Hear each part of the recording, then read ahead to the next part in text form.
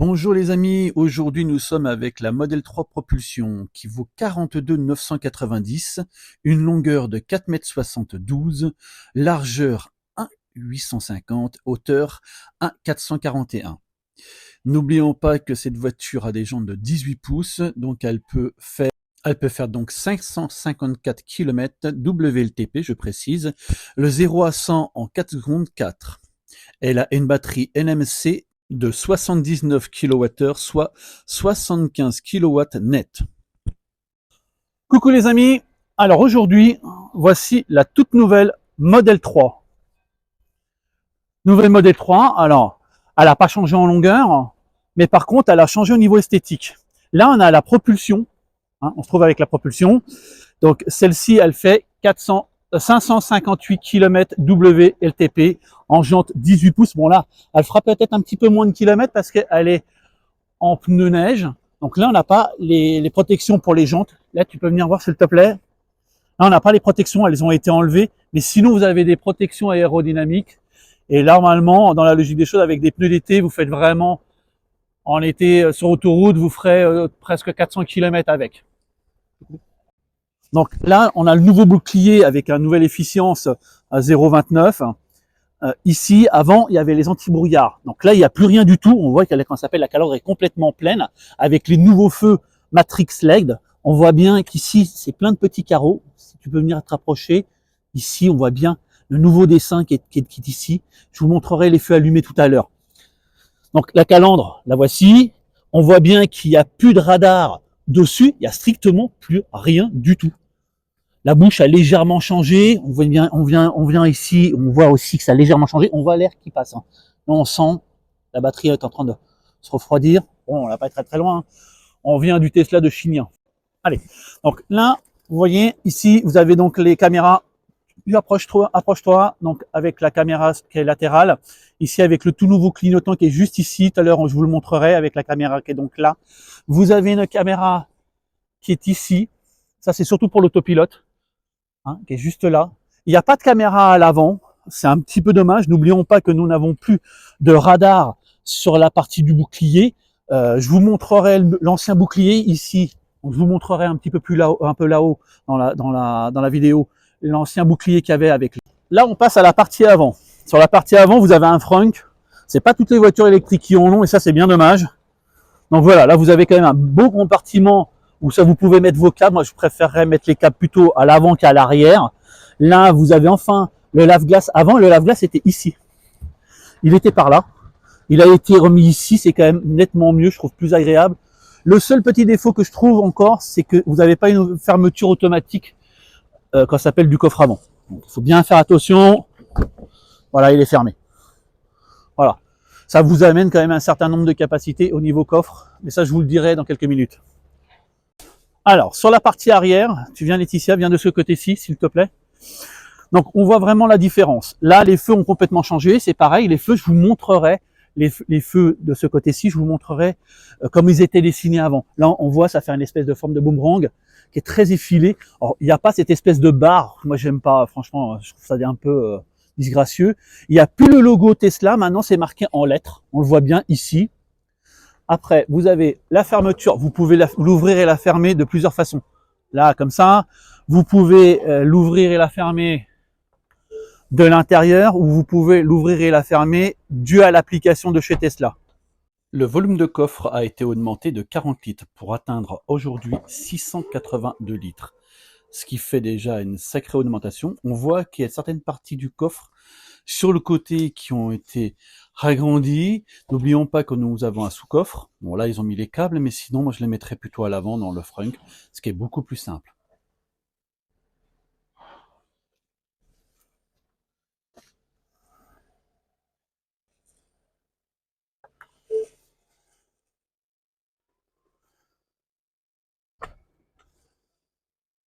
Alors, sur la partie basse, c'est toujours pareil. Vous n'avez plus de radar de recul. Tout a été enlevé pour avoir le Tesla Vision. Donc, vous avez une caméra qui est juste ici, pour qu'on s'appelle pour la caméra de recul. Ça a été légèrement changé. On le voit. Je vous le montrerai aussi en photo de ce côté-ci pour vous montrer la face arrière du véhicule comme elle était. Alors, à l'arrière, donc là, vous avez la trappe de recharge en type 2 et en type, comment ça s'appelle, DC. Donc là, coucou les amis, donc j'ai oublié de vous dire dans la vidéo, et voici les nouveaux feux avec les nouveaux chargeurs embarqués de 11 kWh et elle peut charger jusqu'à 170 kW sur les superchargeurs Tesla. Voilà, donc on revient à la vidéo. Et voici les feux à l'arrière. Voilà, là vous avez les feux allumés. Voilà, et on voit bien les LED qui sont juste ici. Flex LED, ils se découpent juste là.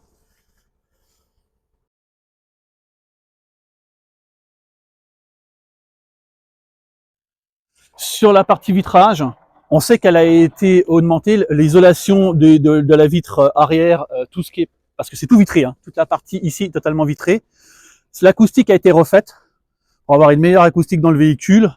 On peut s'apercevoir aussi que les vitres à l'arrière et à l'avant ont été feuilletées. On le voit bien ici sur le détail. Je ne sais pas si tu peux voir, Laetitia. Ici, on le voit. Voilà, on voit bien ici. On voit vraiment la différence à l'intérieur. On sent une différence par rapport à l'ancienne. C'est pareil, les suspensions ont été changées, ont été modifiées.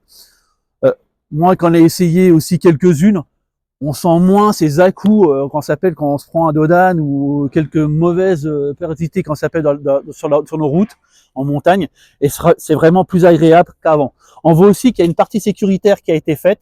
Ici, on voit bien cette partie-là qui a été rajoutée à la voiture. Sur toute la voiture, c'est une question de sécurité. Alors, on passe aux places arrière au niveau de la porte aussi, même chose. Donc là, la même chose, on voit bien la partie en haut légèrement molletonnée, légèrement. Ici, la bande de LED.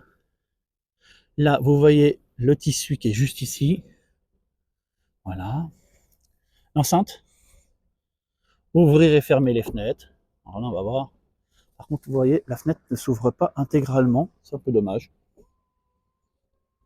Et là, vous avez l'ouverture de la porte. Sur cette voiture, vous avez aussi une caméra qui est ici. Et quand vous avez votre carte main libre, c'est ici qu'il faut mettre la carte pour pouvoir l'ouvrir, la voiture. Alors, on passe à l'arrière. Je rentre. Voilà. Là, le siège est réglé pour moi.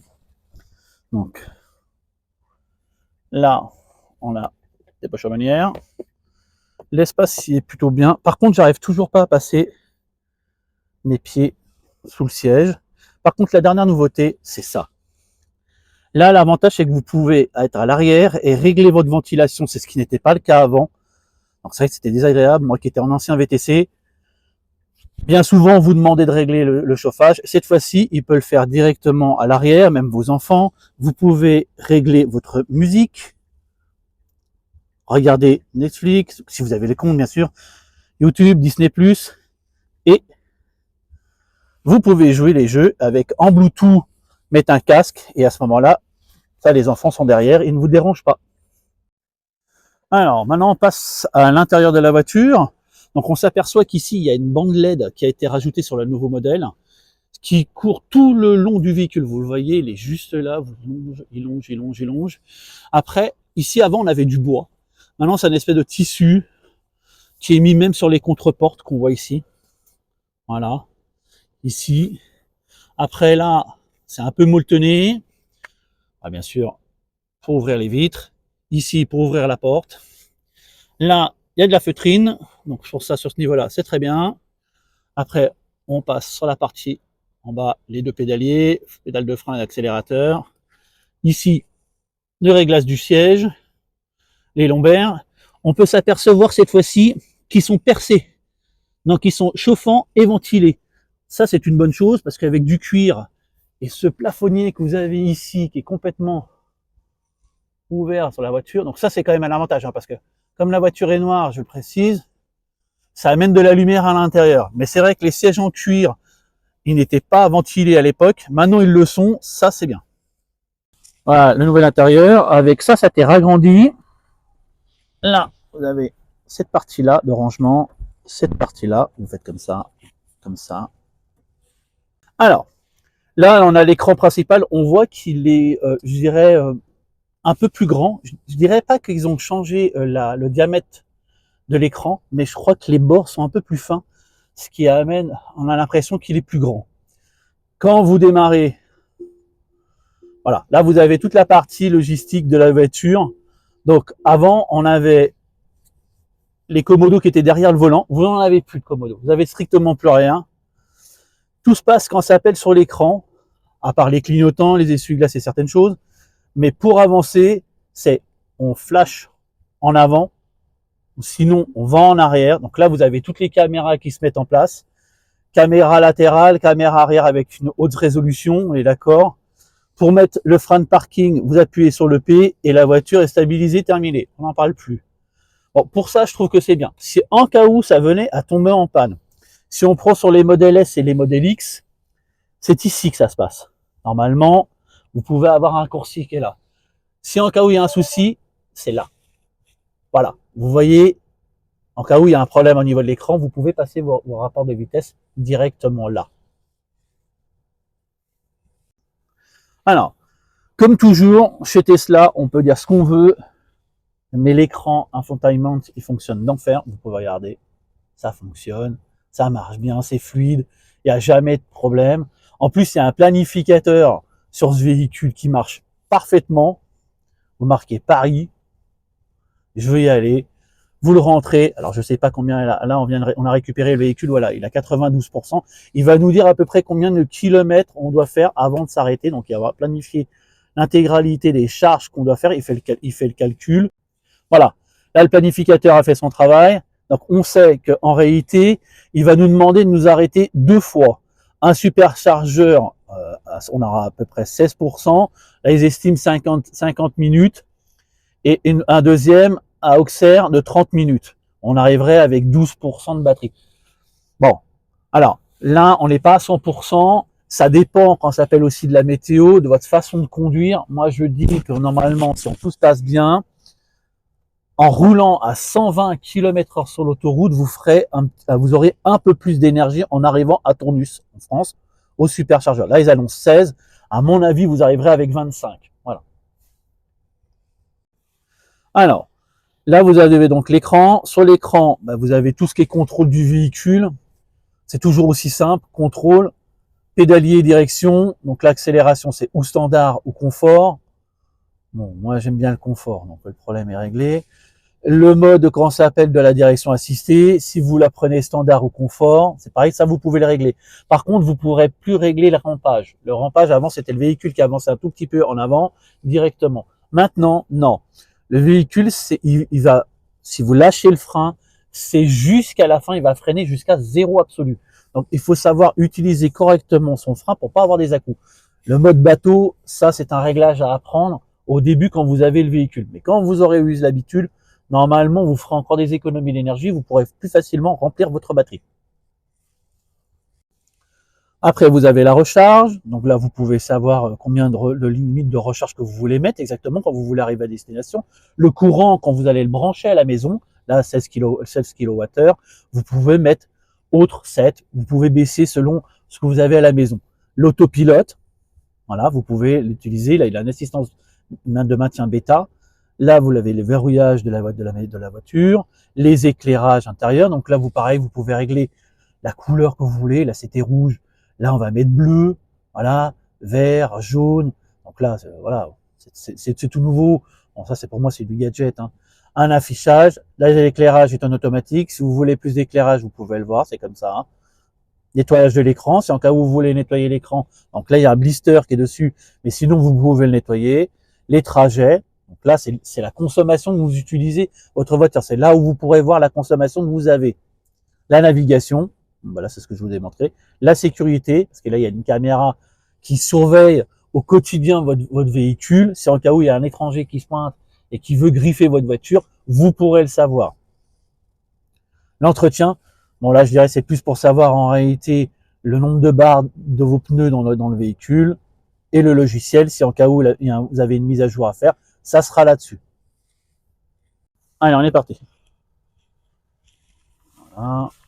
Donc là, on voit bien la caméra qui nous dit exactement ce qu'il peut avoir, s'il y a un plot, s'il y a des choses comme ça. Je peux remettre en roulant, tu vas voir. Donc là, voilà. On voit que les suspensions sont quand même plus souples. Un peu plus agréables. On sent moins les bosses qu'à l'époque. Ce qui est quand même pas désagréable, parce que c'était tellement dur. Oubliez, on est très bas dans le véhicule. Hein. Vous ne montez pas dans le véhicule, vous descendez dans le véhicule. Donc là, voilà, faut juste bien faire attention. Petite route de Savoie. Alors, le seul souci que je peux reprocher à cette voiture, ce sont ses clignotants. Ça, j'ai un peu de mal. Même si on voit bien l'angle mort qui est ici, qui montre bien, ça c'est pas un problème. On va le remettre. Parce qu'on va tourner, on va aller jusqu'au Tesla. Là, c'est parti. Là, on voit bien l'angle mort, donc il n'y a pas de problème sur ce niveau-là. Et par contre, quand c'est vrai, quand vous prenez un rond-point, faut pas oublier que toutes les commandes sont ici. Les essuie-glaces, c'est là. Voilà. Le régulateur, c'est ici. Alors ça, le régulateur, c'est pas tellement un problème. Mais c'est vrai que quand vous mettez vos clignotants, quand vous allez rentrer dans un rond-point, alors y rentrer, c'est pas un problème parce que vous allez pouvoir le mettre, mais en sortir, quand vous allez braquer vos roues, c'est un peu compliqué de mettre le clignotant de l'autre côté. Donc, vous allez voir, on va arriver à un rond-point dans quelques instants. Voilà, on arrive à un rond-point. Donc là, je vais mettre mon clignotant. Jusque là, ça va pas poser problème. Donc là, toujours avec l'angle mort, bien sûr. Mais pour sortir, voilà, là, il faut vraiment trouver la technique. Voilà, là, j'ai pas pu mettre mon clignotant, c'est impossible. Donc ça, il faut vraiment s'y habituer. C'est un peu compliqué sur le coup.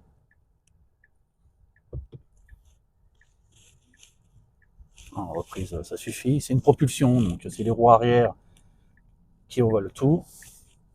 C'est vrai que ça, c'est vraiment une prise en main à avoir. C'est compliqué. Le fait d'avoir les clignotants, de ne plus avoir de commodo derrière le volant pour, quand ça s'appelle mettre les clignotants, c'est plus compliqué que prévu. Je trouve que c'est un peu... il faut vraiment s'y habituer, ça. Je crois qu'au bout de quelques jours, je m'y habituerai, mais c'est vrai que quand vous rentrez, vous avez votre jambe de volant, vous tournez le volant, et à ce moment-là, vous devez mettre votre clignotant. Voilà. Par contre, ce que je trouve dommage, c'est qu'ils n'ont pas été au bout du truc. C'est qu'on avait un volant walk. Autant qu'on y est, autant se faire plaisir. Moi, je trouvais ça tellement dingue. Bah, c'est dommage, ils l'ont pas mis. Voilà. On va dire ce qu'on veut, mais c'est dommage.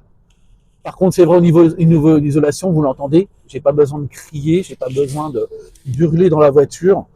Ça a quand même un sacré avantage. Il n'y a pas de bruit. Non, on n'entend quasiment rien. Ça, quand même, le double vitrage a fait beaucoup son travail. Là, ils ont bien isolé la vitre au-dessus de notre tête. Vous avez quand même de la place. Enfin, voilà. Donc, non, elle est plutôt bien. C'est plutôt une belle réussite pour une voiture qui vaut 42 990. Je vous dis à très très vite. Pensez à vous abonner et on se dit à très très bientôt. Ciao, ciao. Un grand merci à Tesla Chine de nous avoir prêté le véhicule pour faire cet essai et vous la montrer. On se dit à très très vite. Abonnez-vous, pensez à cocher les notifications pour voir nos futures vidéos. À très très vite. Ciao, ciao.